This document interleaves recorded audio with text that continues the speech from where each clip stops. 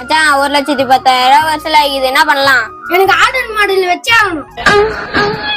சரி 50,000. அடுத்து கரகாட்டு முக்கியமே வச்சே ஆகணும். வயசுக்கு கரகாட்டம் கேக்குதாடா? அதுக்கு ஒரு 30,000. சரி அடுத்து ட்ரம்ஸ் வச்சு ஆடுறோம். சரி அதுக்கு ஒரு 20,000. 1,00,000 ரூபாய் ஆயிடுச்சு. மீதி 10,000 இது, அதுக்கு என்ன பண்ணலாம்? அடே பூஜடா.